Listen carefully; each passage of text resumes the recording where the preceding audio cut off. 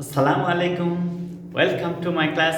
I am Abdus Salam, assistant teacher, Rajshahi Collegiate School, Rajshahi. My dear viewers, we are going to make a video especially for making sentences easily with the name of some birds or animals which are easy, simple and common and which will help you to write sentences easily. Please follow this video from the beginning to the end.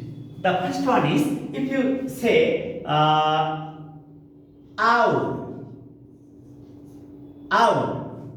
It is very nice. We can see the owls.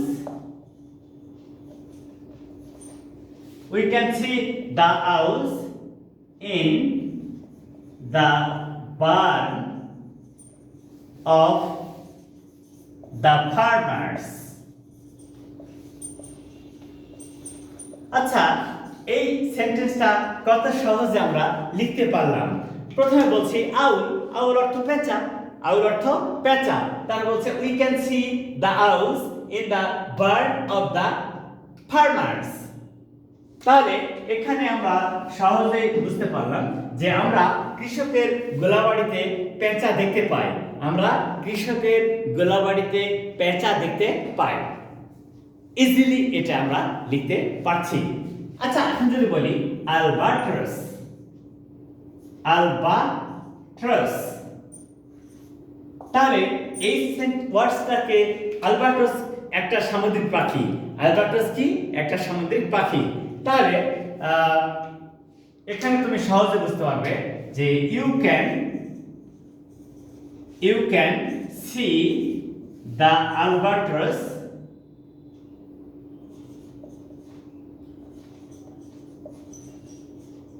albatrosses in the sea. তুমি সমুদ্রে Albatross পাখি দেখতে পাও। এইভাবে আমরা সহজেই sentence লিখতে পারবো। আচ্ছা, একটা ছোট্ট সহজ কথা লিখি, ডগ। এইটা একটা প্রাণী, ডগ, কুকুর। দ্য ডগ বা এরকম the dogs are faithful, the dogs are faithful. কুকুররা বিশ্বস্ত প্রাণী। তাহলে the dogs are faithful animals, faithful animals. এবার দেখো the dogs are faithful animals, কুকুররা বিশ্বস্ত প্রাণী। এই যে অনেক সময় আমরা দেখি যে যখন মালিক মারা যায় তখন অনেক কুকুর কিন্তু অনেক কান্নাকাটি করে, অনেক ইমোশন এক্সপ্রেস করে, কারণ তারা তার মালিককে অনেক ভালোবাসে, অনেক সম্মান করে, অনেক ভালোবাসে, প্রতিরক্ষা দেয়। তাহলে এই যে আমরা বলছি the dogs are faithful animals, সহজেই এই নাউনগুলো অর্থাৎ বার্ডস এবং অ্যানিমেলসের নাম দিয়ে আমরা সেন্টেন্স তৈরি করতে পারবো। আচ্ছা, এরপরে দেখি অন্যগুলো কিভাবে ব্যবহার করা যায়। আচ্ছা, একটা ফেরোসাস অ্যানিমেলের নাম যদি আমরা বলি তাহলে কি বলতে পারি? লায়ন, লায়ন, সিংহ। একটা ফেরোসাস অ্যানিমেলের নাম বললে আমরা বলতে পারি লায়ন। যেমন তুমি এখানে বলতে পারো the lions are ferocious, ferocious, ferocious animals. The lions are ferocious animals. The lions are ferocious animals. সিংহরা নৃশংস বা ভয়ঙ্কর প্রাণী, নৃশংস প্রাণী। যা বুঝতে পারছো যে ফেরোসাস ডেঞ্জারাস, ফেরোসাস ডেঞ্জারাস অর্থাৎ তাদের ধারে পাশে গেলে অনেক সাবধানে যেতে হবে, তাছাড়া কিন্তু যে কোনো দুর্ঘটনা ঘটে যেতে পারে। তাহলে এভাবে আমরা বলতে পারছি। তারপরে দেখো তো আমাদের খুবই কাজে লাগে, খুবই প্রয়োজনীয় একটা প্রাণী, সেটা হচ্ছে cow, cow.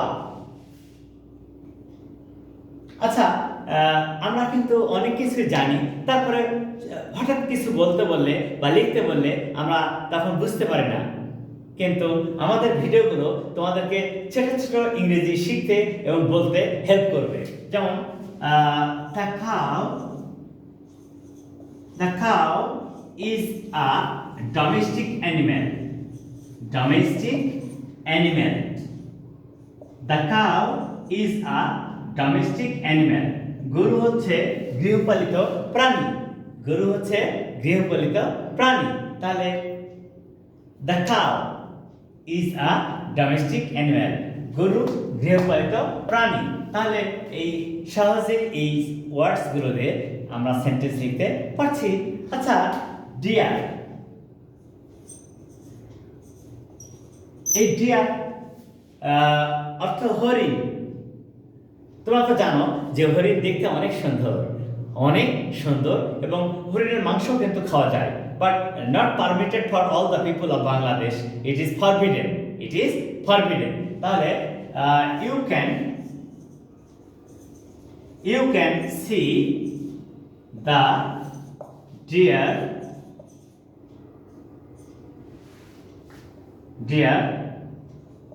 in the Sundarban.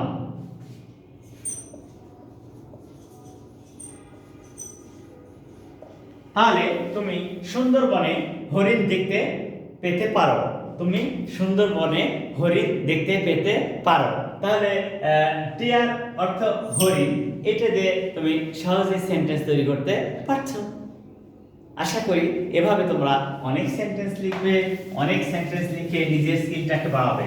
আসলে সবকিছু অনেক ছোট ছোট সহজ করে লিখতে চাইলেই কিন্তু সম্ভব, এবং তোমরা তা পারবে। আচ্ছা, একটা পাখি আছে ডাভ, DOVE, ডাভ, ঘুঘু, ভেরি কমন। ডাভ, ঘুঘু, মোস্ট কমন বার্ড। যেমন normally the doves are fearful. সাধারণত এই ঘুঘুগুলো খুব ভীত প্রাণী। একটু যদি দেখো একটা ঘুঘু কোথাও বসে আছে, তুমি একটু শব্দ করছো, ও লাফ দিয়ে উঠে একবারে উড়াল দিয়ে চলে যাবে। That will fly far away from that place. That will fly far away from that place because they are fearful. তারা খুবই ভীত প্রাণী। একটু শব্দ শুনলেই হতচকিয়ে যায়, একটু শব্দ শুনলে উড়াল দিয়ে চলে যায়, এইরকম। তাহলে আমরা সহজে এগুলি বুঝতে পারছি। এই আর আচ্ছা, বিয়ার, তোমরা বলো যে ভাল্লুক।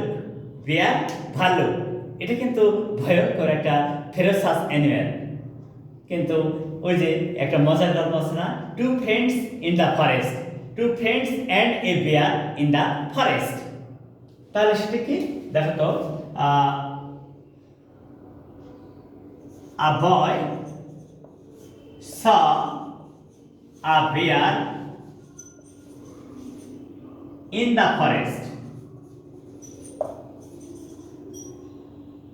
In the forest, a boy saw a bear in the forest. একটা ছেলে বনের মধ্যে একটা ভাল্লুক দেখেছিল।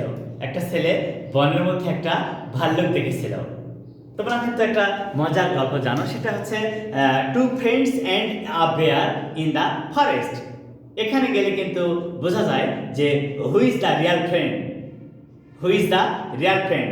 If you read that story, then you can understand that a real friend can not leave you and flee away, leaving you in the danger.